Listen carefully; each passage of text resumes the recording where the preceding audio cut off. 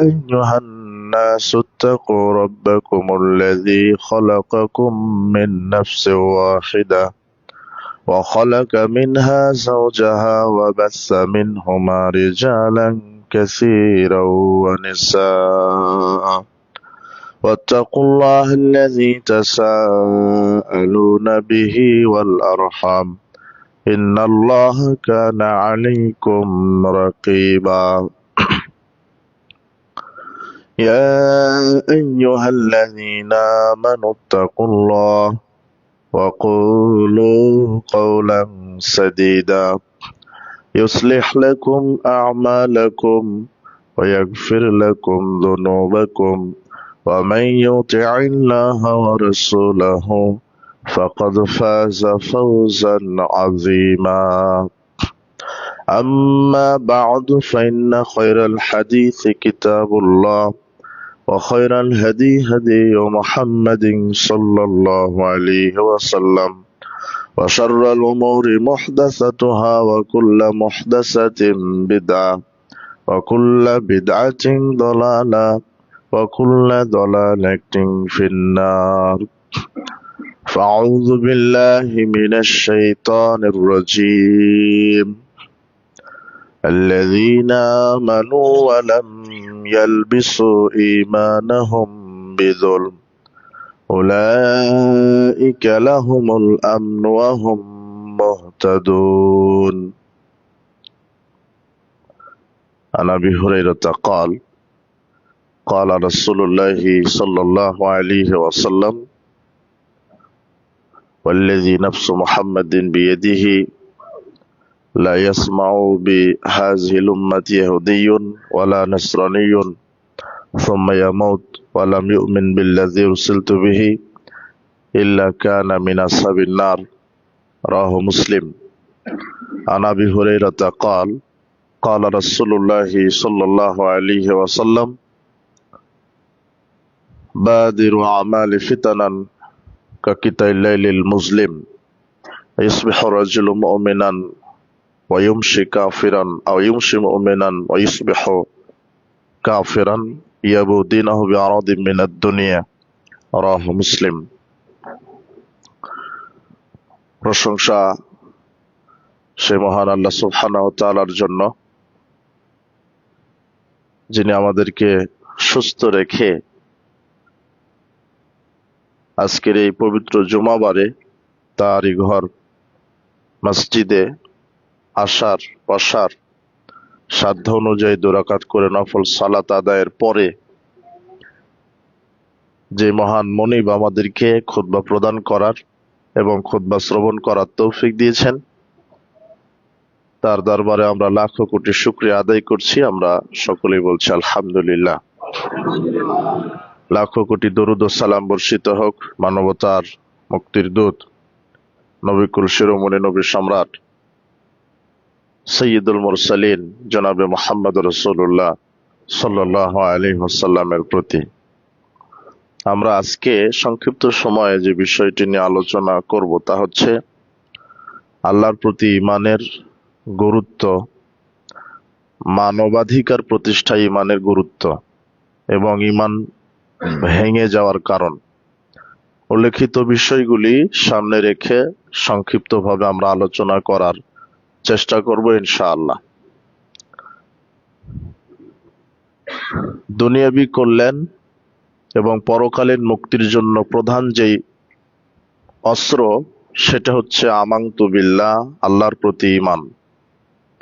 যদি মানুষের ভিতরে আল্লাহর প্রতি ঈমান না থাকে, সে দুনিয়াতে লাঞ্ছিত হবে, নিগৃহীত হবে, নিষ্পেষিত হবে, অনিরাপত্তায় ভুগবে, আর পরকালে তার থাকার জায়গা হবে জাহান্নাম। এই জন্য আল্লাহর প্রতি বিশ্বাস, আল্লাহর প্রতি ঈমান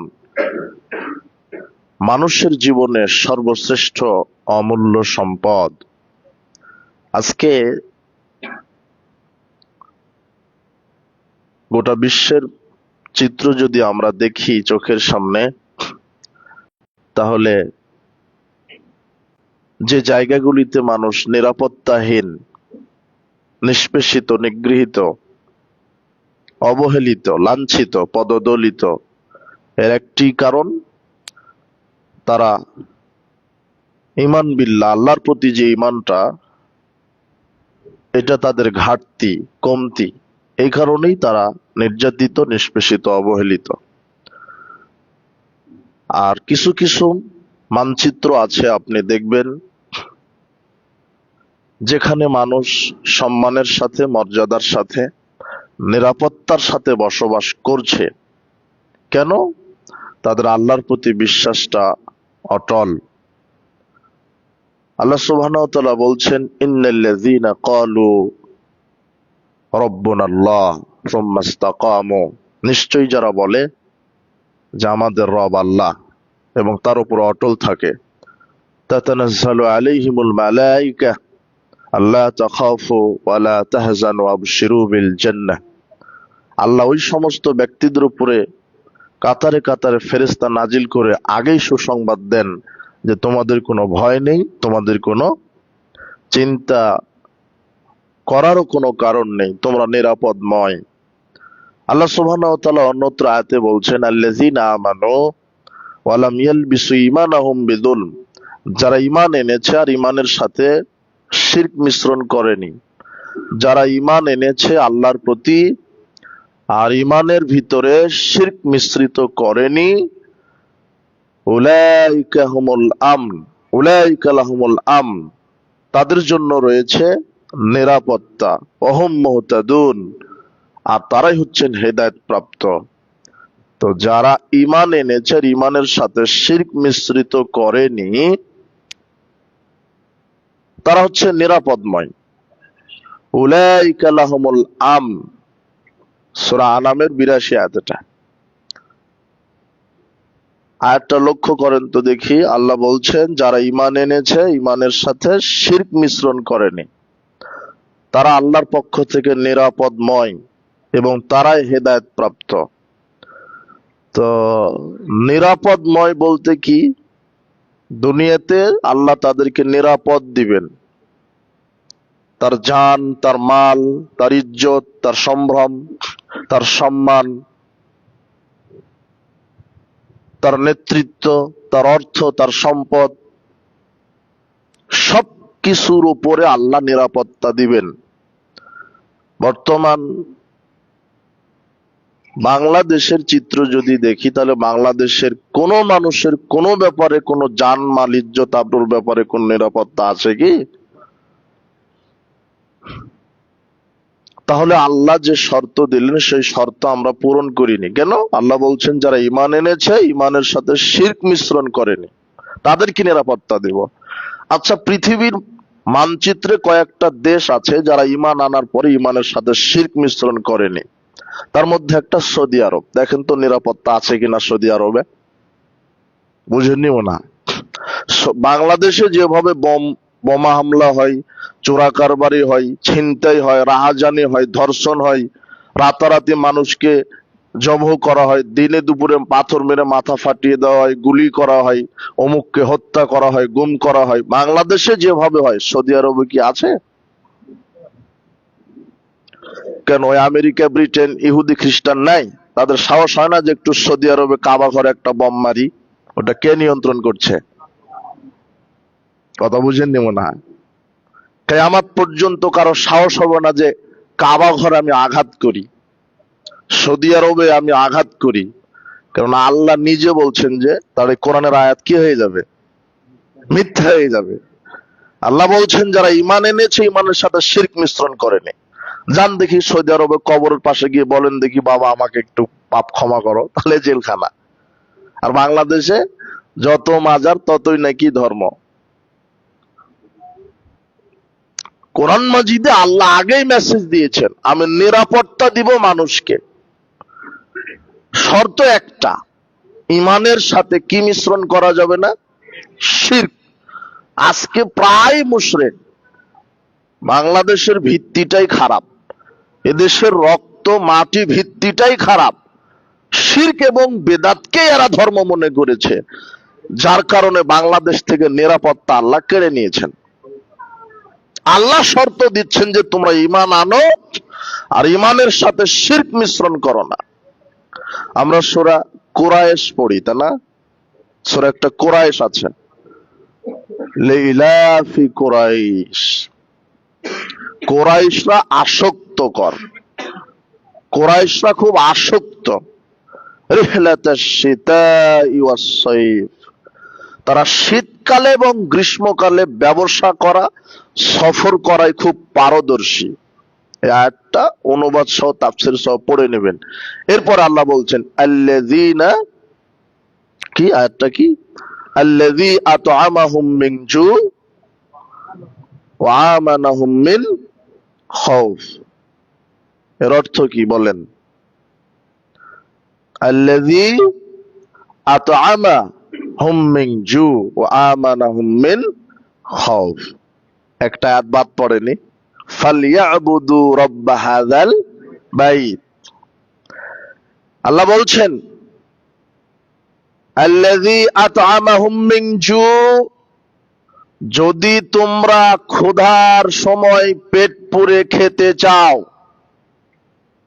ওয়া আমানাহুম মিন খাউফ, আর ভীতির সময় যদি নিরাপত্তা চাও। কিসের সময় নিরাপত্তা? ভয়ের সময়। 2 ভরি স্বর্ণ নিয়ে রাজশাহী থেকে পুঠিয়ে আসবেন রাত 12টায়, ভয় কাজ করে না?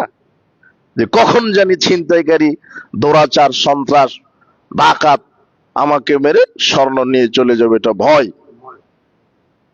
আপনার মেয়েটা স্কুল কলেজ বিশ্ববিদ্যালয়ে গেছে, ইজ্জত আবরু নিয়ে বাড়িতে ফিরতে পারবে, এটার গ্যারান্টি নাই। আপনি ভয়ে আছেন, কখন জানি ধর্ষণ হয়ে যায়, তাই ভয় নয় কি? ভয়। কে জানি কোথা থেকে গুলি করে দিবে, কে জানি কোথা থেকে মাথা ফাটিয়ে দিবে, ভয়। কে জানি সম্পদ চুরি করে নিবে, ভয়। বাড়িতে লকারে 1 কোটি টাকা রেখেছেন, ঘুম হয় না, কে জানি কোন দিক থেকে এসে টাকা নিবে মেরে দিয়ে, এটা কি? ভয়। আল্লাহ বলছেন আল্লাযী আত'আমাহুম মিন জু, যদি তোমরা ক্ষুধার সময় খেতে চাও, ওয়া আমানাহুম মিন খাউফ, আর ভীতির সময় যদি নিরাপত্তা চাও, ফালইয়াবুদু রাব্বা হাযাল বাইত, এই কাবা ঘরের মালিকের ইবাদত করো। কাবা ঘরের মালিক কে? আর আল্লাহর ইবাদতের প্রথম চূড়ান্ত স্তর হচ্ছে আল্লাহর প্রতি কি আনা? বিশ্বাস করা। আল্লাহর প্রতি ঈমানটা যদি থাকে, বিশ্বাসটা যদি থাকে, তাহলে আল্লাহ বলছেন আমি ক্ষুধার সময় খেতে দিব, ভীতির সময় নিরাপত্তা দিব। কিন্তু আজকে সে আল্লাহর প্রতি বিশ্বাস আছে? আল্লাহর গোলামি আছে? আল্লাহর বিধান কেউ মানে না। আল্লাহর বিধানের সাথে কুফরি করেছে, আল্লাহর বিধানের সাথে অন্য কাউকে শিরক করেছে। আল্লাহ বলছে আমার প্রতি ঈমান আনো। ইন্নাল্লাযীনা ক্বালু রাব্বুনাল্লাহ, যারা বলে আমাদের প্রতিপালক আমাদের রব আল্লাহ, সুম্মা ইসতাকামু, এবং তার উপরে অটল থাকে। তার মানে লা ইলাহা ইল্লাল্লাহ, আল্লাহ ছাড়া প্রকৃত কোনো মাবুদ নেই, এর উপরে অটল থাকতে হবে। আল্লাহ সুবহানাহু ওয়া তাআলা মানুষকে আগে কাফের হতে বলেছেন, কাফের আগে না হয়ে ইমানদার হতে পারবেন না। সূরা বাকারার 256 আয়াতে বলছেন ফামা ইয়াকফুর বিত-তাগুত, যে ব্যক্তি তাগুতকে অস্বীকার করলো। ফামা ইয়াকফুর বিত-তাগুত, আল্লাহ বলছেন আগে তাগুতকে অস্বীকার করে কাফের হও। কোনো কিছুকে অস্বীকার করলে কি হয়? কাফের। কোনো কিছুকে অস্বীকার করলে কাফের হয়। আপনি যদি বলেন যে কোনো ইলাহা নেই, কোন ইলাহাকে আমি মানি না, তাহলে কি হয়ে গেলেন? আল্লাহ আগে বলছেন আগে ইলাহাকে অস্বীকার করো, সব ইলাহাকে অস্বীকার করো। ফামা ইয়াকফুর বিত-তাগুত, তাগুতকে অস্বীকার করো। কালেমা তাইয়্যিবা বলেন তো, প্রথম অংশ। আবার যায়েন না, লা ইলাহা। এখন আপনি কি? লা ইলাহা, কোনো কি নাই, ইলাহা নাই, এখন আপনি কি? কাফের। আল্লাহ বলছেন ফামা ইয়াকফুর বিত-তাগুত, আগে তাগুতকে অস্বীকার করো। তাগুত কি? কোরআন এবং হাদিস ব্যতীত বাহিরে যত মতবাদ, দর্শন, আইন, ইজাম, এগুলো হলো তাগুত। তাগুত হিয়া মা মিনাল কিতাব ওয়াস সুন্নাহ, তাগুত ওটাকে বলা হয় যেটা কোরআন সুন্নাহর বাহিরের মতাদর্শ, মতবাদ, আইন, কানুন, বিধান, এগুলো হচ্ছে তাগুত। আল্লাহ তাগুতকে আগে বর্জন করতে বলেছেন।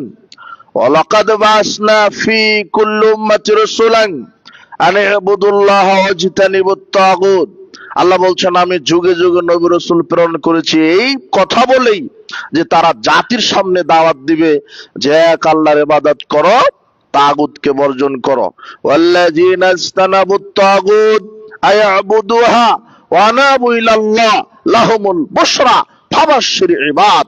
আল্লাহ বলছেন, যারা তাগুত থেকে বেঁচে থাকে, একমাত্র আল্লাহ অভিমুখী হয়, তাদের জন্য সুসংবাদ দাও, আমার বান্দাদের জন্য জান্নাতের সুসংবাদ দাও। তার মানে আগে ঈমান আনার পূর্বে তাগুতকে অস্বীকার। আল্লাহ বলছেন, ফামায়াকফুর বিত তাগুত, আগে তাগুতকে অস্বীকার করো। তাগুত কি? আল্লাহ ব্যতীত যত মাবুদ, আল্লাহ ব্যতীত মাবুদ আছে, আল্লাহ ব্যতীত অনেক মাবুদ আছে। যালিকা বিআন্নাল্লাহু ওয়াল হক ওয়া আন্না মা ইয়াদউনা মিন দুনিহিল বাতিল। সূরা লুকমানের 31 আয়াতে আল্লাহ বলছেন যে তোমরা যেগুলি, যালিকা বিআন্নাল্লাহু ওয়াল হক, এই আল্লাহ হচ্ছেন তোমাদের প্রকৃত ইলাহ, আল্লাহ। এছাড়া যত মাবুদকে ডাকো, খাম্বা, পীর, ওলি, আউলিয়া, গাউস, কুতুব, দরগা, মাজার, পাথর, গাছ, যা কিছুকে তোমরা ডাকো, কল্যাণকর মনে করে, বরকত মনে করে, ক্ষমতাশালী মনে করে, যালিকা বিআন্নাল্লাহু ওয়াল হক, এই আল্লাহ হচ্ছেন তোমাদের প্রকৃত ইলাহ, ওয়া আন্না মা ইয়াদউনা মিন দুনিহিল বাতিল, এছাড়া যত মাবুদকে ডাকো ওগুলিও মাবুদ, তবে বাতিল মাবুদ। এটা আল্লাহ শিখাচ্ছেন। আল্লাহ ছাড়া অনেক মাবুদ আছে, কিন্তু প্রকৃত মাবুদ কয়জন? একজন। এছাড়া সব মাবুদ বাতিল, ভুয়া মাবুদ। এই জন্য আল্লাহ বলছেন, আগে সবকিছুকে অস্বীকার করে কাফের হয়ে যাও। ফামায়াকফুর বিত তাগুত, যে ব্যক্তি তাগুতকে অস্বীকার করলো, মানে আগে আপনাকে বলতে হবে লা ইলাহা, কোনো কি নাই। আর ইলাহা মানে কি? কোনো মাবুদ নাই, কোনো আইনদাতা নাই, শুধু মাবুদ না। ইলাহের ব্যাখ্যা, এই ইলাহের ব্যাখ্যা পড়তে গেলে আপনাকে 5 বছর লাগবে। এদেশের 99% জন মাওলানা সাহেবী তাওহীদ বুঝে না, মানহাজ বুঝে না, এমনিতেই দাওরা ফারেক পাস, খুতবা দেয় আর খায়। এদেশের হুজুরেরই আকীদা মানহাজ ঠিক নাই, জনগণ কিভাবে আকীদা মানহাজ বুঝবে? আল্লাহ সুবহানাহু ওয়া তাআলা বলছেন যে যে ব্যক্তি তাগুতকে অস্বীকার করলো, আল্লাহ বলছেন আগে অস্বীকার করো মাবুদকে, বলো লা ইলাহা, কোন ইলাহা মানে না, কোন আইনদাতা মানে না। ইলাহা মানে আইনদাতা। ইলাহা মানে কি? ইলাহা মানে বিধানদাতা, ইলাহা মানে মাবুদ, ইলাহা মানে স্রষ্টা, ইলাহা মানে রেজেক দাতা, ইলাহা মানে শক্তিদাতা, ইলাহা মানে সন্তান দাতা, ইলাহা মানে আকাশ জমিনের মালিক, ইলাহা মানে বৃষ্টিদাতা, ইলাহা মানে ফসল দাতা। লা ইলাহা, কোন আইনদাতা নাই, কোন ক্ষমতার মালিক নাই, কোন বিধানদাতা নাই, কোন ওলি নাই, কোন পীর নাই, কোন গাউস নাই, কোন মাজার নাই, কোন খানকা নাই, কোন কুতুব নাই, কিছুই মানি না, কোন আইনদাতাকে মানি না।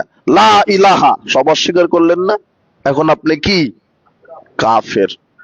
এরপর আল্লাহ বলছেন ওয়া ইউমিন বিল্লাহ, এরপরে আমার প্রতি ঈমান আনো। আগে সবাইকে অস্বীকার করো, বলো যে কোন ইলাহা মানি না, কোন আইনদাতা মানি না, কোন রাজ্জাক মানি না, কোন গাফফার মানি না, কোন কুতুব মানি না, কোন ক্ষমতাধর কাউকে মানি না, কোন মাবুদকে মানি না। এখন বলেন ইল্লাল্লাহ, একমাত্র কাকে ছাড়া? এক আল্লাহকে ছাড়া। কিন্তু এই শর্তকে আপনি পুরা করেছেন না। আপনি মুখে বললেন লা ইলাহা, কোন আইনদাতা বিধানদাতা মানি না, ইল্লাল্লাহ, অথচ আপনার কোর্টে কাচারিতে, শিক্ষাঙ্গনে, অফিসে, আদালতে, রাজনীতি, অর্থনীতি, সমাজনীতি, সব জায়গাতে শয়তানের মতবাদ, শয়তানের আদর্শ, শয়তানের আইন। তাহলে আপনি মার খাবেন না তো ওই মার খাবে? আল্লাহ বলছেন যে আমার প্রতি ঈমান আনো, আর ঈমানের ভিতরে কুফরি আর শিরক ঢুকায়ও না, তাহলে আমি নিরাপত্তা দিব। তার মানে সালাত চলবে যার বিধানে, সংসদ ভবন চলবে তার বিধানে। এটা আল্লাহ বুঝাতে চাচ্ছেন। কথা বুঝে নিও না। সালাত যার বিধানে, এদেশের আইন প্রণয়ন হবে কার বিধানে? মানুষের স্রষ্টাকে আল্লাহ। আকাশের স্রষ্টা, জমিনের স্রষ্টা। আকাশ থেকে বৃষ্টি দেন কে? জমিন থেকে ফসল দেন কে? তাহলে সবকিছু যদি আল্লাহর হয়, তাহলে আইন চলবে কার? মানুষের স্রষ্টা আল্লাহ। মানুষের কিসে করলেন, কিসে অকরলেন, কিসে ক্ষতি, কিসে লাভ, এটা জানবেন কে? আল্লাহ।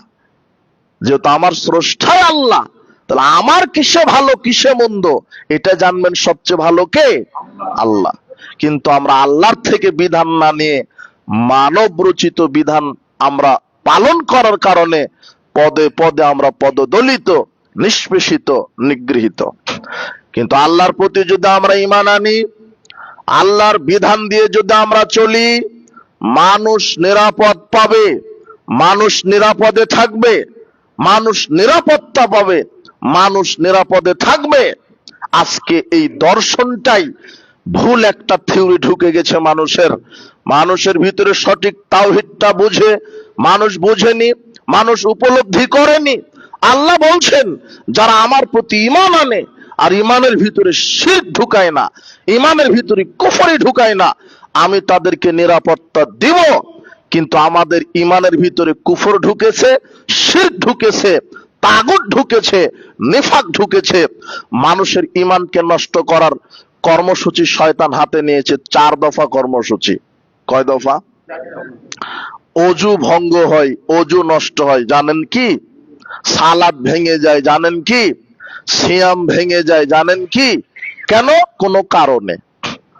যেমন জুমাবারে গোসল করে সুগন্ধি মেখে সর্ষের তেল শরীরে দিয়ে অজু গোসল সব ঠিক, আলখাল্লা জুব্বা পরে মসজিদের বারান্দাতে পা দিতেই দেখলেন যে বায়ু নিরসন হয়েছে, তাহলে অজু একটু নেই, একটু মনে আছে, সব গেছে না? সূর্য ডোবার 1 মিনিট ছিল, 1 গ্লাস পানি খেয়ে নিয়েছেন, সিয়াম 99 ভাগ হয়েছে, 1 ভাগ হয়নি না টোটাল। তার মানে আপনার সিয়াম ভেঙে যায়, নষ্ট হয়, একটা কারণ আছে, তাই কি না? অজু ভেঙে যায়, একটা কারণ আছে। এইভাবে যে আপনার ঈমান ভেঙে যায়, ঈমান ভঙ্গের কিছু কারণ আছে, এটা কি জানেন? আর ওই ঈমানটা ভেঙে ফেলার জন্য শয়তান 4 দফা কর্মসূচি হাতে নিয়ে মাঠে কাজ করছে। শয়তানের 4 দফা কর্মসূচি, তার এক হচ্ছে শিরক। বলেন তো 1 নম্বর কি? শিরক। মানে আল্লাহর সমকক্ষ কাউকে মনে করা, আল্লাহর সমকক্ষ কাউকে মনে করা। একমাত্র যেটা আল্লাহ হক সে জায়গাতে মানুষকে বসিয়ে দেওয়া। মানুষ পরিচালিত হবে আল্লাহর বিধানে, কিন্তু ওখানে আল্লাহর বিধানকে বাদ দিয়ে মানুষের বিধান দিয়ে আপনি পরিচালিত হচ্ছেন। যদি আপনি মনে করেন যে আল্লাহর বিধানের চাইতে মানুষের বিধান উত্তম, আর আপনি যদি মুসলমান হয়ে আপনার অন্তরে এতটুকুন যদি না থাকে যে আল্লাহর বিধান কায়েম হোক, এটা যদি আপনি না চান, তাও আপনি কাফের। সালাত, সিয়াম, হজ, যাকাত সব আদায় করেন, কিন্তু আপনি চান না যে আল্লাহর বিধান কায়েম হোক, যদি এটা না চান, তাহলে আপনি কি? কাফের। আপনি মুসলমান হলে চাইতে হবে যে আল্লাহর বিধান রাষ্ট্রীয়ভাবে কায়েম হোক। ওখানে আপনি শিরক করেছেন, বিধান থাকা লাগতো আল্লাহর, আল্লাহকে বাদ দিয়ে আর একজনকে ঢুকিয়েছেন, তাহলে ওটা কি করলেন? আপনি শিরক করলেন, আল্লাহর সমকক্ষ কাউকে মনে করলেন। আরে খানকা, মাজার, তাবিজ ঝুলানো, ওগুলি শিরক, ওগুলো ঠিক আছে, কিন্তু আপনি সবচেয়ে রাষ্ট্রীয় ভাবে যেটা শিরক করছেন, ইনিল হুকমু ইল্লা লিল্লাহ, আলা লাহুল খালকু ওয়াল আমর, সৃষ্টি যার, আইন চলবে কার? কিন্তু এখন চলে কার? কোর্টে কার? কাচারিতে কার? সংসদে কার? আশ্চর্য কথা, নেতাকে? হিন্দু না মুসলমান? মুসলমান, কিন্তু সব এক একটা মুনাফিকের ডিলারশিপ নিয়ে বসে আছে।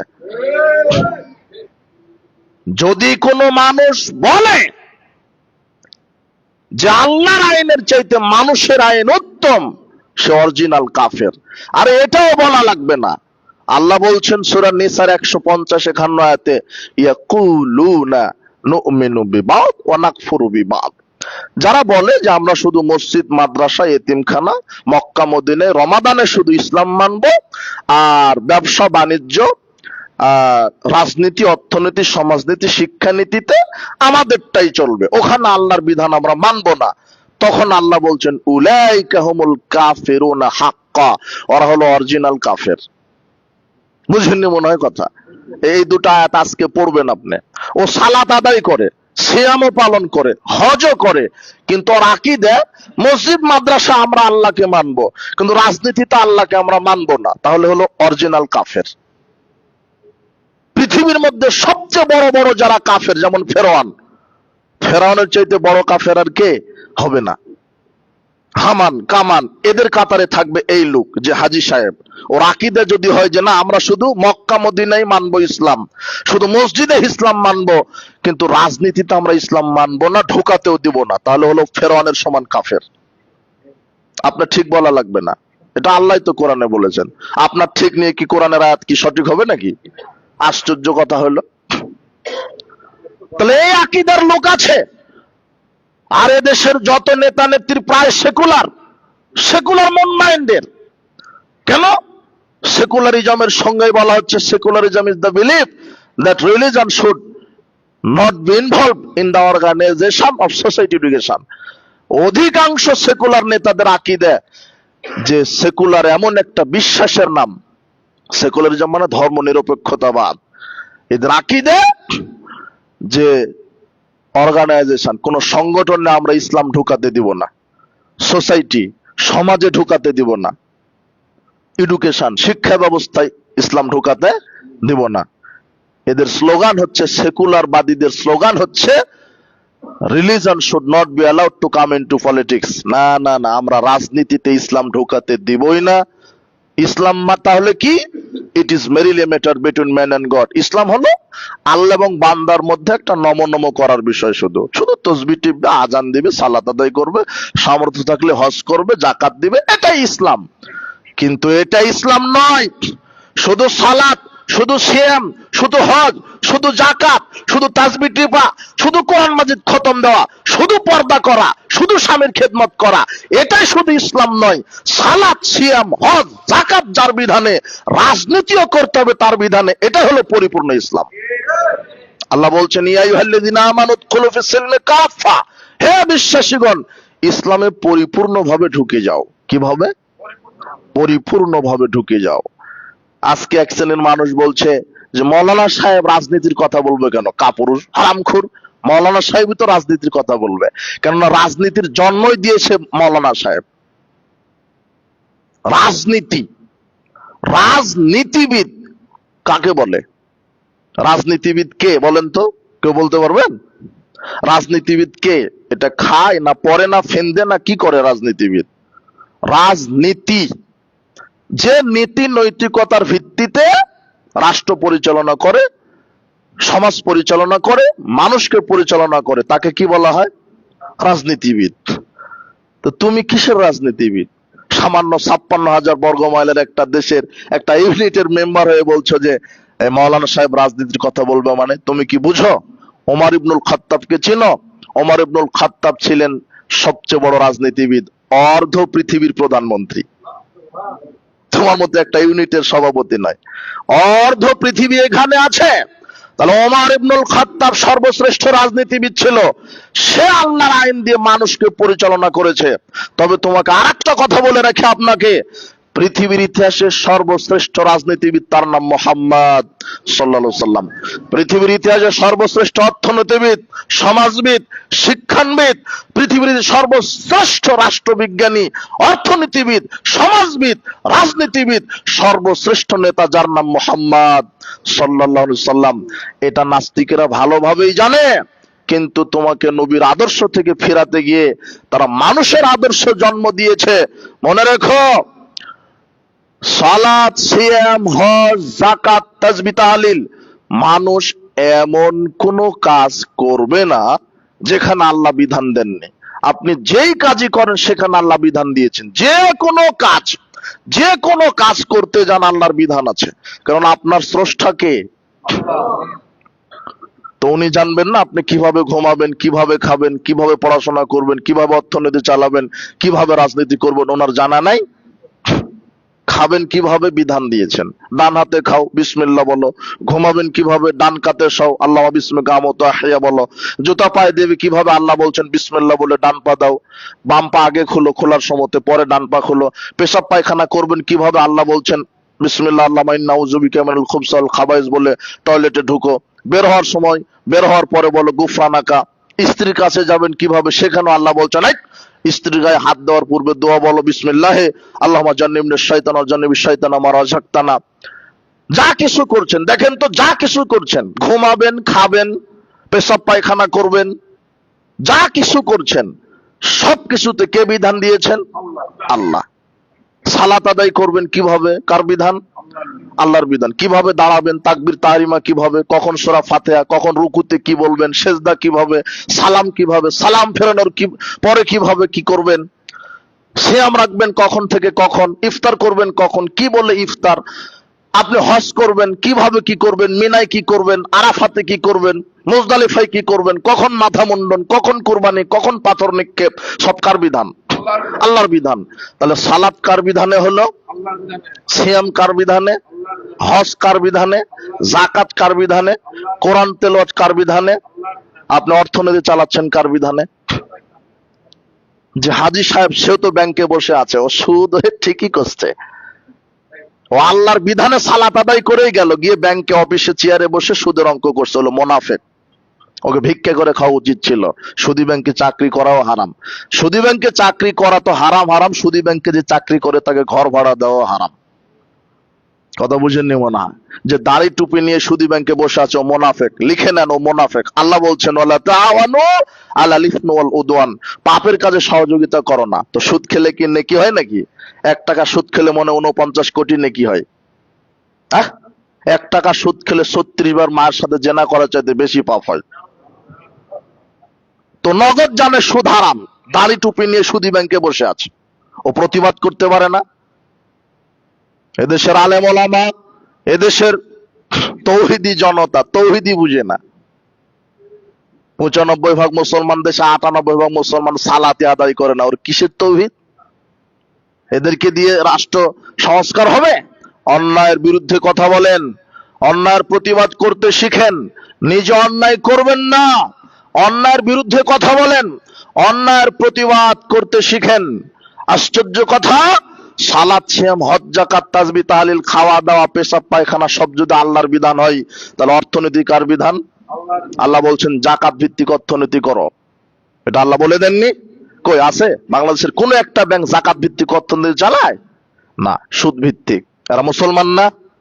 অর্থনীতি গেল। শিক্ষানীতি, শিক্ষানীতি দেখেন আপনি, যারা শিক্ষা সিলেবাস কারিকুলামে বসে এরা কেউ ইহুদি খ্রিস্টান হিন্দু নয়, এরা কে?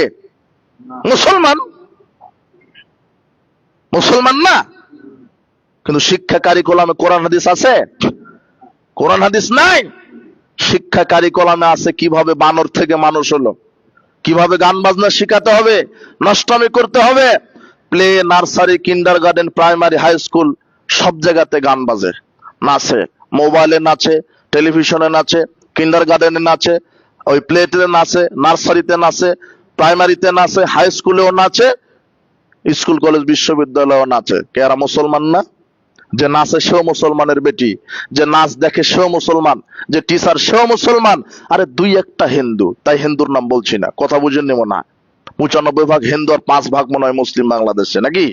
তো সবাই তো মুসলিম, হেডমাস্টারও মুসলিম, শিক্ষিকাও মুসলিম, যে নাচে সেও মুসলিম।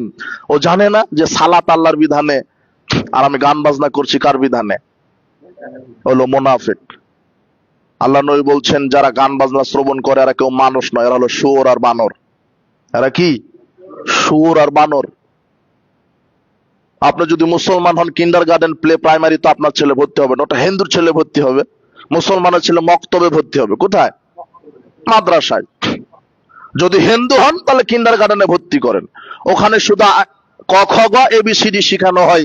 আর কিভাবে নাচ গান কর, নাচ গান প্রতিটা বেশ্যা শেখানোর জন্য একটা টিচারই নিয়োগ দেওয়া আছে ওখানে, কিভাবে নাচ গান শিখিয়ে দেওয়া হবে। আর যে বেশি বেশি নাচ গান করতে পারবে তাকে বেশি পুরস্কার দেয়।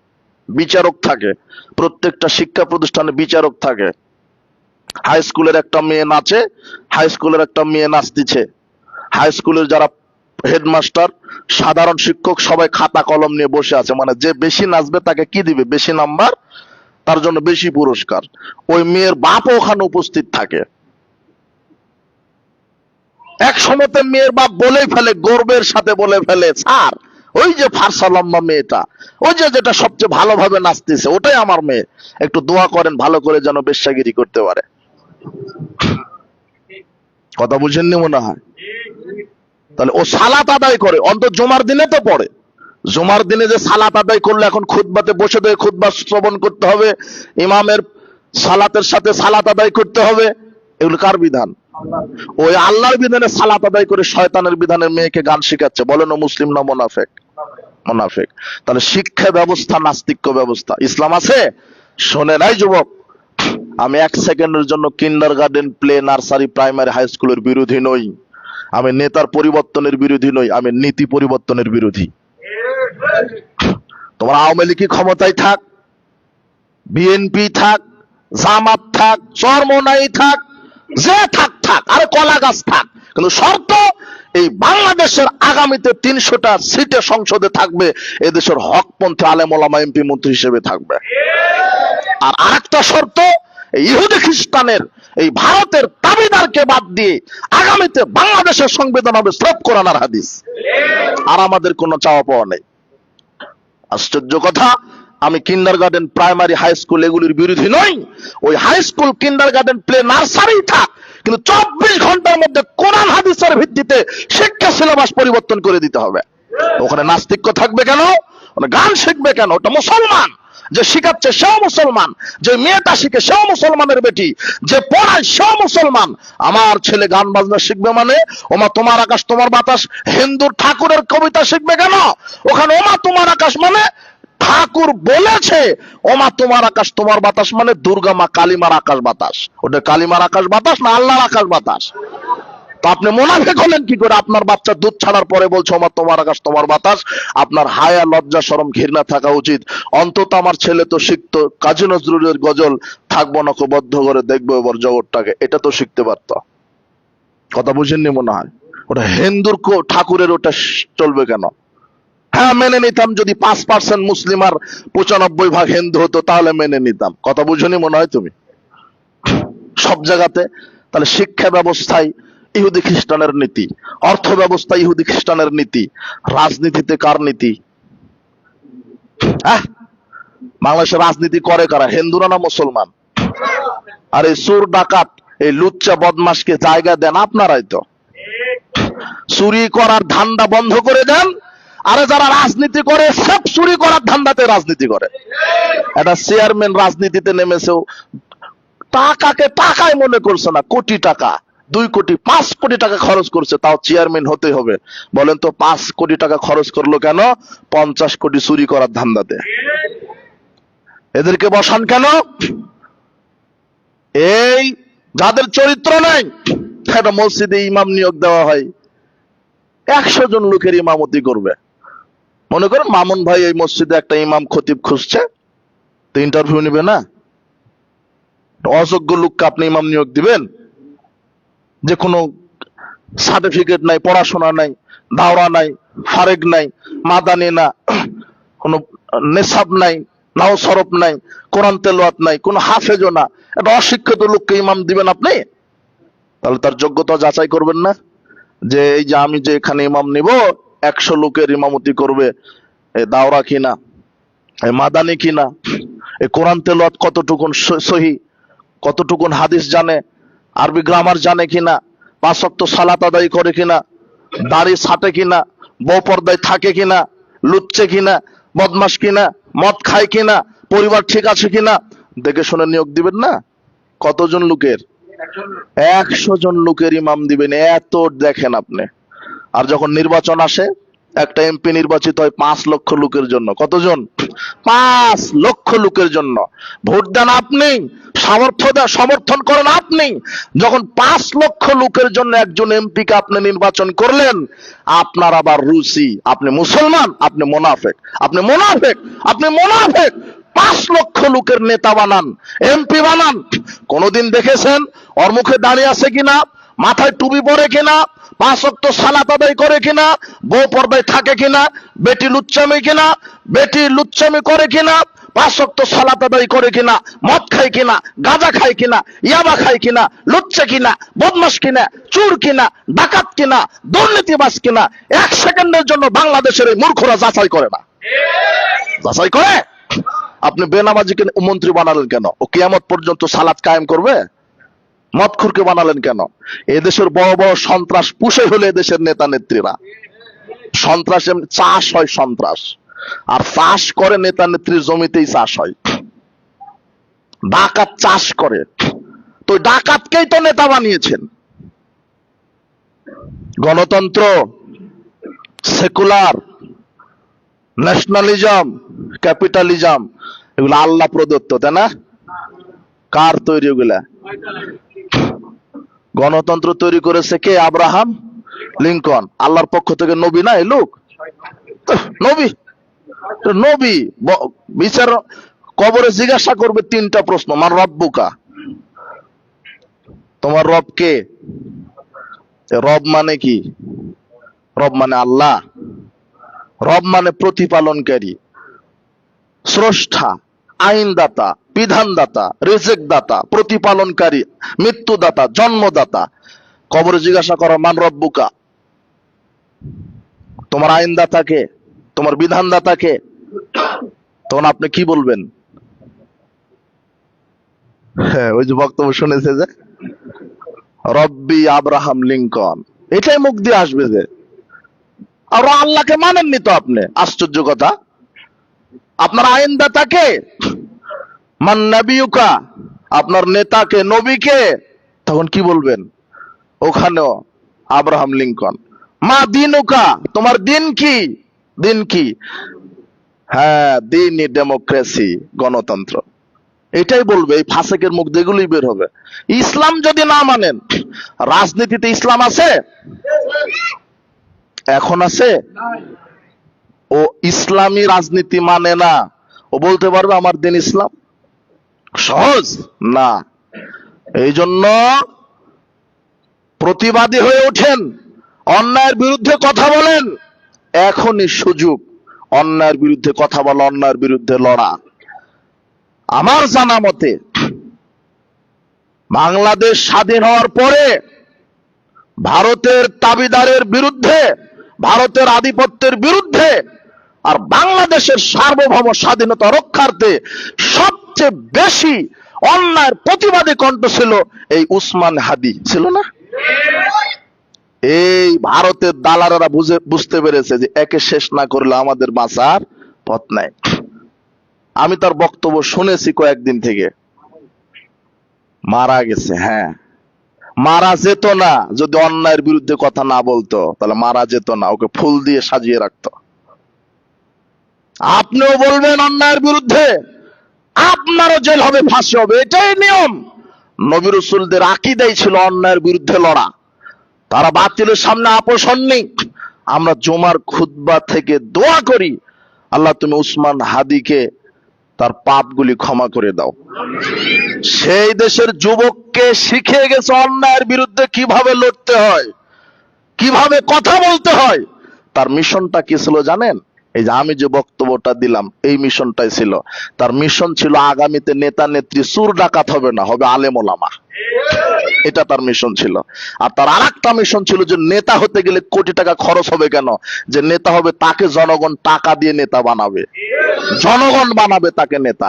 নেতা আপনার ওই গরু ছাগলের মতো ভোট কিনে নেতা হবে না। ও যদি 150 কোটি টাকা দিয়ে খরচ করে নেতা হয়, তো 1000 কোটি চুরি করার ধান্দাতে থাকবে। কথা বুঝেননি? এই দূরদর্শিতা ছিল। আর আরেকটা দূরদর্শিতা উসমান হাদির আদর্শই ছিল এই ভারতের নাস্তিক্যবাদী দাবিদারকে কবর দিয়ে কোরআন এবং সুন্নাহ ভিত্তিক বাংলাদেশ গড়ার আদর্শ তার ভিতরে ছিল। কিন্তু এটা ভারতের এই দাদা বাবুরা সহ্য করতে পারেনি। তার টার্গেট এটা ছিল। তার ভিতর বাহির জানি না, মুসলিম সে, অন্তত আমরা দোয়া করি প্রতিপালক তুমি তার পাপগুলি, ভুল ত্রুটিগুলি ক্ষমা করে দাও, তুমি তাকে জান্নাতের মেহমান হিসেবে কবুল করো। জুমার দিনে গুলি লেগেছিল, তাই না? জুমার দিনেই মারা গেছে। রাসূল বলছেন কোন মুসলিম যদি জুমার দিনে অথবা রাতে মারা যায়, তার কবরের শাস্তি আল্লাহ বাঁচিয়ে দেন। কথা বুঝেননি? আমরা দোয়া করি তার জন্য। তবে তিনি একটা প্রেরণা রেখে গেছেন, যুবকদেরকে একটা প্রেরণা শিখিয়ে গেছেন, আদর্শ শিখিয়ে গেছেন। অন্যায়ের বিরুদ্ধে কথা বলা, জাহেলিয়াতের বিরুদ্ধে কথা বলা, সারা পৃথিবী একদিকে, তবু আমি জাহেলিয়াতের সাথে এক সেকেন্ডের জন্য আপোষ হব না। এর নাম হলো উসমান হাদি, এর নাম উসমান হাদি। তার বক্তব্য এখন আবার আপনি শুনেন, এগুলোই পাবেন। তার দূরদর্শিতা ছিল। আল্লাহ এরকম হাজারো যুবককে, আবারও হাজার উসমান হাদিকে আল্লাহ জন্মগ্রহণ করার তৌফিক দান করুন। আমি ব্যক্তি বিশেষে অত কিছু বলতে চাচ্ছি না, তবে আপনাকে একটা কথা বলে যাচ্ছি যে যদি এদেশের মানুষের ভিতরে শিরক কুফর না রেখে যদি ঈমানকে ধারণ করত, এদেশের মানুষ শান্তি নিরাপদে থাকতো। আজকে আমাদের ঈমানের ভিতরে কুফর ঢুকিয়েছি। কুফর মানে আল্লাহর বিধানকে অস্বীকার করা, এটা হলো কুফর। এটা কি? কুফর। আল্লাহর বিধানকে বাদ দিয়ে মানুষের বিধানকে মেনে নেওয়াটা কুফর। দেখেন সূরা ইমরানের 100 আয়াত খুলেন আপনি, আল্লাহ বলছেন ইয়া আইয়ুহাল্লাযীনা আমানু, হে বিশ্বাসীগণ, ইন তুতিউ ফারীকাম মিনাল্লাযীনা উতুল কিতাব, হে বিশ্বাসীগণ, তোমরা যদি ইহুদি খ্রিস্টানের আদর্শ মেনে নাও, ইয়ারুদ্দুকুম বাদা ঈমানিকুম, তাহলে তাদের আদর্শ মানার কারণে তোমরা ঈমান আনার পরে কাফের হয়ে যাবে। এই আয়াত বুঝলেন আপনি? এই আয়াতের বয়স কত? 1500 বছর। এই আয়াত 1500 বছর থেকে কোরআন মাজিদে আছে। 3 নম্বর সূরা, সূরা ইমরান। কত? 3 নম্বর। আমার কথা বুঝতে পারছেন আপনারা? দেখেন 3 নম্বর সূরা, সূরা ইমরান, আয়াত নম্বর কত? 100। আল্লাহ বলছেন ইয়া আইয়ুহাল্লাযীনা আমানু, হে বিশ্বাসীগণ, ইন তুতিউ ফারীকাম মিনাল্লাযীনা উতুল কিতাব, তোমরা যদি ইহুদি খ্রিস্টানের মতবাদ মেনে নাও, তোমাদের জীবনে যদি ইহুদি খ্রিস্টানের মতবাদ মেনে নাও, ইয়ারুদ্দুকুম বাদা ঈমানিকুম কাফিরিন, তাহলে এই মতবাদগুলি, ইহুদি খ্রিস্টানের মতবাদ মানার কারণে ঈমান আনার পরে তোমরা কাফের হয়ে যাবে। আজকে কাদের মতবাদ চলে? রাজনীতিতে কাদের মতবাদ? হ্যাঁ, ইহুদি খ্রিস্টানের। অর্থনীতি ইহুদিদের, সুদ ভিত্তিক অর্থনীতি। রাজনীতি ডেমোক্রেসি, ন্যাশনালিজম, ক্যাপিটালিজম, সেকুলারিজম, এগুলি রাজনীতির। এগুলি কাদের আদর্শ? মানে কারা? মুসলমানেরা। যদি আপনার আকীদা থাকে যে না, মুহাম্মদ সাল্লাল্লাহু আলাইহি ওয়াসাল্লামের আদর্শের চাইতে অমুক নেতার আদর্শ উত্তম, ও কি হয়ে গেছে? কাফের। আল্লাহর আইনের চাইতে মানুষের আইন উত্তম, ও কি হয়ে গেছে? কেউ যদি আল্লাহর আইন না চায়, সেও কি? কাফের। ভালো করে মনে রাখবেন। দেখেন আপনি, অধিকাংশই ওরা ইসলাম শুধু মসজিদে মানতে রাজি, রাজনীতিতে মানতে রাজি না। এটাই সবচেয়ে ভুল। মানুষ শান্তি পাবে, নিরাপদ পাবে যদি আল্লাহর বিধান মানে। বিশ্বাস করেন, কিয়ামত পর্যন্ত মানুষ যতদিন আল্লাহর বিধান মেনে নেবে না, ততদিন শান্তিতে থাকতে, বসবাস করতে পারবে না। অসম্ভব। কিভাবে? আল্লাহর বিধান মানলেই শান্তি, আল্লাহর বিধান মানলেই নিরাপত্তা। মানবাধিকার প্রতিষ্ঠায় আল্লাহর প্রতি ঈমান, এই ছাড়া বিকল্প কোনো পথ নেই। মানবাধিকার মানে মানুষের অধিকার। বলেন তো মানুষের কি অধিকার? নিরাপত্তার সাথে বেঁচে থাকার অধিকার। এটা কি? মানবাধিকার। বুঝেন মানবাধিকার? বুঝেন? মানবাধিকার ফেরওয়ালা বানিয়েছেন জাতিসংঘকে। ওই ইহুদি খ্রিস্টানের পরিচালক জাতিসংঘ আপনাকে কি দিতে পারে? কি দিতে পারে? জাতিসংঘ প্রতিষ্ঠা লগ্ন থেকে এখন পর্যন্ত মুসলমানের পরিমাণ উপকারে আসেনি। আপনি ইতিহাস পড়েন। জাতিসংঘের তৈরি হয়েছে মুসলমান ইসলামকে কবর দেওয়ার জন্য। এই জাতিসংঘের গোলামি করবেন না, সাবধান। এই জন্য আমি বলি, আগামীতে বাংলাদেশ, পৃথিবীতে যে 57টা রাষ্ট্র আছে মুসলমানের, এই 57টা রাষ্ট্র ঐক্যবদ্ধ হয়ে মুসলমানদের জন্য আলাদা জাতিসংঘ গড়তে হবে ইনশাআল্লাহ। তাহলেই আপনি শান্তি পাবেন। কিন্তু মুসলমানের 57টা রাষ্ট্র তো এক না। যদি মুসলমান ঐক্যবদ্ধ থাকতো, আজকে জুমার খুতবায় দোয়া করে, আল্লাহ মুসলিম উম্মাকে তুমি ঐক্যবদ্ধ হওয়ার তৌফিক দান করো। যেটা বলছি, মানবাধিকার প্রতিষ্ঠা, আল্লাহর প্রতি ঈমান। মানবাধিকার, মানবাধিকার মানে নিরাপত্তার সাথে জীবন ধারণের অধিকার, এই তো। মানবাধিকার মানে চিকিৎসার অধিকার, এই তো। মানবাধিকার মানে সম্পদের অধিকার, এই তো। খাদ্যের অধিকার, এই তো। একটা নারীর ইজ্জত আবরুর অধিকার, এটাই তো মানবাধিকার। কিন্তু যারা মানবাধিকারের ফেরিওয়ালা, আপনার জীবনে নিরাপত্তা দিতে পেরেছে? আপনার মেয়ের, আপনার বোনের, আপনার স্ত্রী সতীত্বের নিরাপত্তা দিতে পেরেছে, আপনার সম্পদের নিরাপত্তা দিতে পেরেছে। এই নিরাপত্তা দিতে পারবে কে? আল্লাহ বলছেন আমার প্রতি ঈমান এনে দেখো আর শিরক করো না। মানে বিধান আমার প্রতি ঈমান আনো, সালাত আমার পদ্ধতিতে করো, আমার বিধানে করো, ওই রাজনীতি, বিধান, সংবিধান, আইনও আমার পদ্ধতিতে করো, দেখো নিরাপত্তা পাবে। কিভাবে? মানুষের জীবনের নিরাপত্তা। আল্লাহ মানুষের জীবনের নিরাপত্তা দিবেন বলে আল্লাহ বলেছেন চোখের বদলে চোখ, চোখের বদলে, হাতের বদলে, পায়ের বদলে, জানের বদলে জান। একটা লোক যদি এখানে কাউকে গুলি করে, তাহলে 3 দিন 5 দিন কিসের হাইকোর্ট জজ কোজার বিচার? ও গুলি করেছে, ওকে ওইভাবে গুলি করে মেরে দাও। এটা হলো ইসলামের বিচার। কথা বুঝেননি মনে হয়? ও হাত ভেঙেছে, আরো হাত ভেঙে দাও। তাহলে হত্যার বদলে হত্যা যদি এই বিধান কায়েম থাকতো, ও আর একজনকে হত্যা করতো? ও মনে করতো যে আমি যে হত্যা করলাম তাহলে আমারও কি হত্যা? এই ভয় তার ভিতরে কাজ করত। কিন্তু যে আর একজনকে হত্যা করে, সে দাদা বাবুদেরকে পকেটে নিয়েই করে হত্যা, দিনে রাতে জবাই করে দিচ্ছে। ও জানে যে আমার পিছনের ক্ষমতা আছে। আশ্চর্য কথা, মানুষের জীবনের নিরাপত্তা দিবেন বলে আল্লাহ হত্যার বদলে হত্যা বিধান দিয়েছেন। এই বিধান যদি জমিনে কায়েম থাকতো, এই মানুষের জীবন নিরাপত্তা ফিরে পেত মানুষ। কথা বুঝেছেন? আর একটা কি? মানুষের সম্পদের রক্ষা তিনি করেছেন আল্লাহ। নবী করিম সাল্লাল্লাহু আলাইহি ওয়াসাল্লাম বিদায় হজের ভাষণে বলছেন, আইয়ুহান নাস ইন্না আলাইকুম আমওয়ালাকুম ওয়া দিমাকুম আলাইকুম হারামুন কা হুরমাতি ইয়াউমিকুম হাযা ওয়া শাহরিকুম হাযা ওয়া ফি বালাদিকুম হাযা। শোনো হে জাতি, আল্লাহ তোমাদের পরস্পরের উপরে হারাম করেছেন রক্ত, পরস্পরের উপরে হারাম করেছেন জান মালের নিরাপত্তা। তুমি অন্য কাউকে অন্যভাবে হত্যা করবে না। আল্লাহ হারাম করেছেন রক্ত, হারাম। আরেকজন মুসলমানের রক্ত আরেকজন মুসলমানের জন্য কি হারাম। একজন মুসলমানের সম্পদ আরেকজন মুসলমানের জন্য কি হারাম। তাহলে চুরি করতে পারবে, ডাকাতি করতে পারবে, দুর্নীতি করতে পারবে না। যদি চুরি করে, ডাকাতি করে, দুর্নীতি করে, আল্লাহ কোরআনে বিধান দিয়েছেন ডাকাতি যদি করে, 3 ভাবে ডাকাতি করে মানুষ। এক, মানুষকে হত্যা করে ডাকাতি করে, তখন আল্লাহ বলছেন যে হত্যা করার পরে ছিনতাই, চুরি করেছে, ডাকাতি করেছে, তাহলে তাকেও হত্যা করে দাও। আর এক ভাবে জখম করে করে না, তাকে ছুরি তরবারি ঠেকিয়ে হাত পা কেটে দিয়ে আধা মরা করে নিয়ে গেল। আল্লাহ বলছেন যে তাকে তাহলে হাত পা বিপরীত ভাবে কেটে দাও।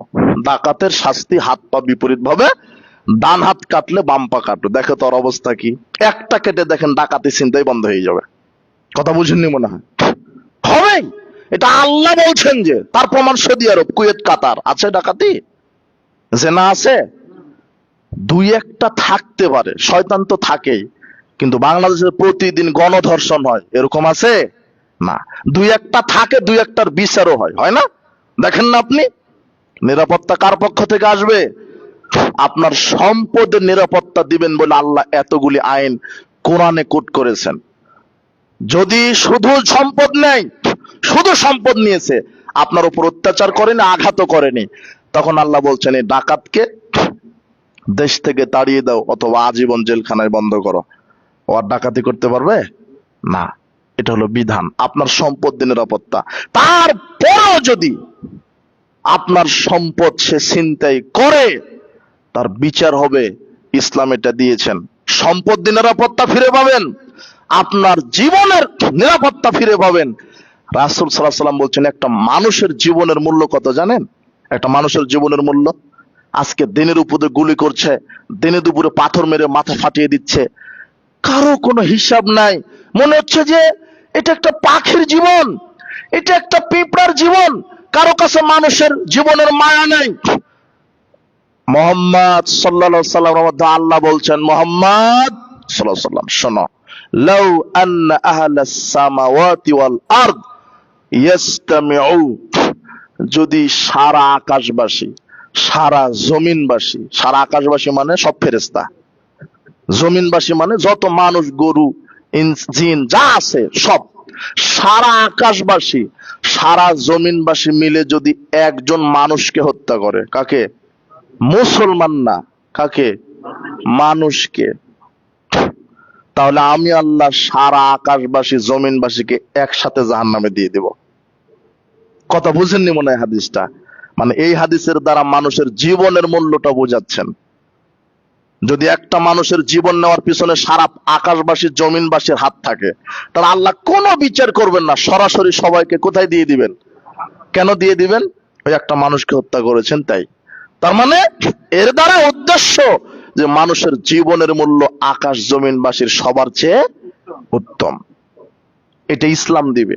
ইসলাম যদি প্রতিষ্ঠা হয়, আল্লাহর আইন যদি প্রতিষ্ঠা হয়, আর আমানতু বিল্লাহ, এই ঈমান, আল্লাহর ঈমান যদি অন্তরে ঢুকে যায়, মানুষ মানুষকে হত্যা করতে পারবে না। এটাই নিরাপত্তা, এটাই নিরাপত্তা। আপনার জানের নিরাপত্তা দিল, মালের নিরাপত্তা দিল, সতীত্বের নিরাপত্তা দিয়েছে। আপনি কি বলছেন? একটা নারীকে যদি ধর্ষণ করে, ইসলাম বলছে যে তাকে মাটি বুক পর্যন্ত কি করে দাও? পুঁতে দাও। তাও এই জেনার বিচার গোপনে নয়, ফাঁসি গোপনে নয়। আল্লাহ বলছেন যে তাকে মাঠে নিয়ে যাও, বিশাল মাঠে নিয়ে যাও, হাজারো লক্ষ কোটি জনগণ উপস্থিত থাকবে, তাদের সামনে যারা বিবাহের পরে জেনায় লিপ্ত হবে, যারা ধর্ষক, এদের বুক পর্যন্ত মাটিতে গেড়ে দাও, দিয়ে একেবারে চতুর্দিকে পাথর মেরে মাথা একেবারে মাটি সমান করে দাও, যাতে করে জনগণ দেখে বুঝতে পারে যে আমিও যদি জেনায় লিপ্ত হই আমার শাস্তি এটা হবে। একটা করে দেখেন, রাতারাতি লুচ্চামি বন্ধ হয়ে যাবে ইনশাল্লাহ। কথা বুঝেননি মনে হয়? তখন আপনার স্ত্রী রাত 12টায় রাজশাহী থেকে এই পুঠিয়া বাজারে আসবে, ল্যাংটা হয়ে আসবে, তবু একজন যুবক এইভাবে তাকাতে পারবে না। বুঝেননি মনে হয় কথা? এটা কার বিধান? দেখেন, করে দেখেন। সংসদে আইন পাশ করেন, হকপন্থী আলেম ওলামাকে বসান, এই গণতন্ত্র জাহেলিয়াত বস্তা পচা মতবাদকে কবর দেন, আর কোরআন সুন্নাহ বসিয়ে দেন। তখন আকবর বিন আবেদের আর জেনার বিরুদ্ধে বক্তব্য দেওয়া লাগবে না। সংসদে বলা হবে, আজ থেকে যদি যুবক বিবাহের পূর্বে যারা জেনায় লিপ্ত হবে তাদের সাথে শাস্তি 100 লাঠি পিটানো, 1 বছর এলাকা ছাড়া, আর বিবাহের পরে যারা জেনায় লিপ্ত হবে তাদের বেঁচে থাকার কোনো পথ না। এটা সংসদে পাশ হলে রাতারাতি লুচ্চামি বন্ধ। তাহলে আপনার নারী, আপনার স্ত্রী, আপনার বোনের সতীত্ব কার বিধানে রক্ষা হয়ে গেল? আল্লাহর। এটা করেন। না হলে আপনি গণতন্ত্র দিয়ে পুলিশকে দিয়ে পাহারা দিবেন, পুলিশই নারীকে ধর্ষণ করবে। কি পুলিশ কি ফেরেশতা? ওর কাম ভাব নাই? কি বলেন আপনি? আশ্চর্য কথা। কিন্তু বুঝেন কিছু? ওই গাঁজা ঘুরকে ধরবেন, পুলিশে গাঁজার ব্যবসা করবে, কি করবেন তখন? এই জন্য আমি বলছি, বাংলাদেশের আইনকে আইনের আওতায় আনতে হবে। বিচারক যারা জজ, এরা কি ফেরেশতা? এরা ঘুষ খেয়ে অপরাধী লোককে নিরপরাধ প্রকাশ করে না? আজ গতকাল বগুড়াতে প্রোগ্রাম করলাম, যমুনার এক ভাই পুলিশ অফিসার আমাকে বলছে, ভাই এই ঝাওয়াল ব্রিজ থেকে যমুনা পর্যন্ত 3 জায়গাতে ডাকাত থাকে। কয় জায়গায়? এবং আমার গাড়িতেই গত বছরে আক্রমণ করেছিল। ড্রাইভার চলে গেছে, দাঁড়ালেই তরবারি বা কিছু ঠেকিয়ে ওরা কিছু নিয়ে নিবে। তো পুলিশ বলছে যে ভাই, আমাদের চাইতে ডাকাতদের ক্ষমতা বেশি। কিভাবে? আমরা যদি একটা গুলি মারি তাহলে ওটা সরকারকে জবাব দিতে হয়, আর ওরা যদি ছুরি দিয়ে আমাদেরকে জবাব করে, ওদের জবাব নাই। কেন? ওদের দাদা বাবুরা বড় বড় জায়গায় আছে। মানে ডাকাত পুষেই নেতারা। পুলিশ আমাকে তথ্য দিল এটা। ওই ডাকাত ডাকাতি করবে, এই টাকাটা ভাগ হয়, ওটা এমপির হাতে যায়, মন্ত্রীর হাতে যায়, স্থানীয় মেম্বারের হাতে যায়। কথা বুঝেননি মনে হয়? কথা বুঝেছেন?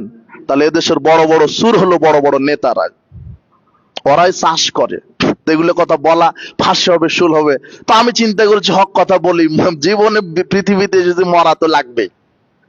এই যে অন্তরে একটু শহীদি একটা নিয়ত আছে, আল্লাহ যেন শহীদ হিসেবে কবুল করে, সবাইকে যেন শহীদ হিসেবে কবুল করে। তবে হক কথা বলে যাবো ইনশাআল্লাহ। হক কথা বলতে হবে, ন্যায়ের পক্ষে থাকতে হবে, অন্যায়ের প্রতিবাদ করতে হবে। তাহলে দেশের এই যারা জজ, যারা বিচারক, এদেরকে বিচারের আওতায় আনতে হবে। অপরাধী লোককে নির্দোষ প্রকাশ করে, আর নির্দোষ ব্যক্তিকে অপরাধী প্রকাশ করে। হাজারো লক্ষ কোটি টাকা চাঁদাবাজি, লক্ষ লক্ষ মানুষকে মেরেছে, 2-4 জন নারীকে ধর্ষণ করেছে। জজ কিভাবে ওকে জামিন দিয়ে খালাস দিতে পারে? কিভাবে দিতে পারে? এই জন্য আর বিচার হবে। আপনি সাবধান হন, আপনি সাবধান হন, অন্যায়ের প্রতিবাদ করেন। এই জন্য মানুষের জীবনের, অর্থের, ইজ্জতের এবং নারীর সতীত্বের গ্যারান্টি কার বিধান দিতে পারে? একমাত্র মানুষের বিধান দিতে পারে না। বিশ্বাস করেন, পৃথিবীতে মানুষ যদি শান্তিতে বসবাস করতে চায়, ইসলামের বিধান ছাড়া কোনো উপায় নাই। এটা আপনি বিশ্বাস করেন। এই জন্য আমরা আল্লাহর কাছে দোয়া করি, প্রতিপালক আমানতু বিল্লাহ, আল্লাহর প্রতি ঈমান যেন আমাদের গাঢ় হয়, আর আল্লাহর বিধানটা যেন বাংলার জমিনে কায়েম হয়। আল্লাহ তুমি কবুল করো। আপনার ইজ্জতের নিরাপত্তা আল্লাহ দিয়েছেন। ইজ্জত, ইজ্জত মানে আপনাকে অপমান করা যাবে না। কি করা যাবে না? অপমান। রাসূলুল্লাহ বলছেন সবচেয়ে বড় সুদ হলো মানুষকে অপমান করা, সবচেয়ে বড় সুদ। কেউ যদি কাউকে অপমান করে, তাহলে আল্লাহ তাকে লাঞ্ছিত করবেন, যদিও সে বাহনের পেটের মধ্যে থাকে। আজকে কথায় কথা আপনি অমুকের গীবত করেন, বদনাম করেন, অপমান করেন। আপনার মানুষকে অপমান করাটাই যেন একটা নেশা। মানুষের ইজ্জত, মানুষকে কোনোদিন খাটো করবেন না, মানুষের ইজ্জত নিয়ে সিনেমিনি খেলবেন না। মানুষের ইজ্জতের নিরাপত্তা দিয়েছে ইসলাম, মানুষের ইজ্জতের নিরাপত্তা দিয়েছে ইসলাম। আপনার মেয়ের, আপনার স্ত্রীর ইজ্জতের নিরাপত্তা দিয়েছে ইসলাম। শুধু ধর্ষণ, জেনা বন্ধ করবেন বলে আল্লাহ এত বড় শাস্তি দিলেন। শুধু হত্যা বন্ধ করবেন বলে আল্লাহ বলেছেন হত্যার বদলে হত্যা। কথা বুঝেননি? শুধু আপনার সম্পদের নিরাপত্তা দিবেন বলে আল্লাহ বলেছেন ডাকাতকে ধরো। ওর এর চাইতে বড় শাস্তি হতে পারে আপনার যদি হাত পা উল্টা করে কেটে দেওয়া, আপনাকে দিয়ে বেঁচে থাকা মরা সমান। বুঝেননি মনে হয় কথা? আল্লাহ বলছেন যে ডাকাতকে ধরো, হাত পা কিভাবে বিপরীত ভাবে কি করে দাও, কেটে দাও। মনে করেন আপনার বাম হাত কাটা হলো, ডান পা কাটা হলো, আপনাকে দিয়ে কি হবে? একটু ভাবেন তো দেখি।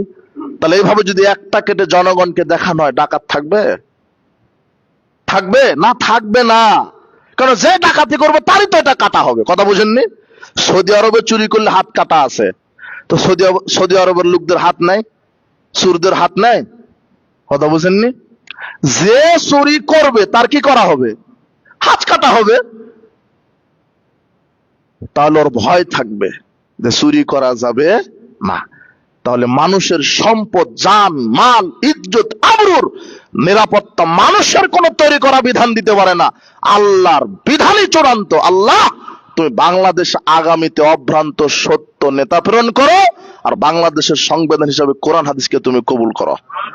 তাহলে এদেশের মানুষ নিরাপত্তা পাবে, নারী পুরুষ সবাই নিরাপত্তা পাবে। বিশ্বাস করেন, চোর ডাকাত বদমাশ লুচ্চা বেনামাজি নেতা হওয়ার যোগ্যতা রাখে না। এই জন্য আমানতু বিল্লাহ, আল্লাহর প্রতি ঈমান, এটাই হলো মানুষের নিরাপত্তা, দুনিয়াতে পাওয়ার মাধ্যম, পরকালে কল্যাণের মাধ্যম। অনেক নারী পুরুষ এসেছেন দেশের, গতানুগতিক ভাবে আমরা মনে করছি যে মানুষের প্রতি ঈমান, আল্লাহর প্রতি ঈমান মানুষের যত বেশি হবে, তত মানুষ নিরাপত্তা পাবে, শান্তি শৃঙ্খলাপূর্ণ ভাবে জীবনযাপন করতে পারবে, পরকালে জান্নাত পেয়ে ধন্য হবে ইনশাআল্লাহ। আল্লাহ তুমি আমাদেরকে সেই কাতারভুক্ত করো। বারাকাল্লাহ ফিকুম, জাযাকুমুল্লাহ খায়ের।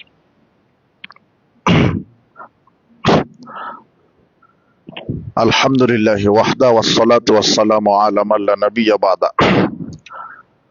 আল্লাহুম্মা সাল্লি আলা মুহাম্মাদ ওয়া আলা আলি মুহাম্মাদ কামা সাল্লাইতা আলা ইব্রাহিম ওয়া আলা আলি ইব্রাহিম ইন্নাকা হামিদুম মাজিদ। আল্লাহুম্মা বারিক আলা মুহাম্মাদ ওয়া আলা আলি মুহাম্মাদ কামা বারাকতা আলা ইব্রাহিম ওয়া আলা আলি ইব্রাহিম ইন্নাকা হামিদুম মাজিদ।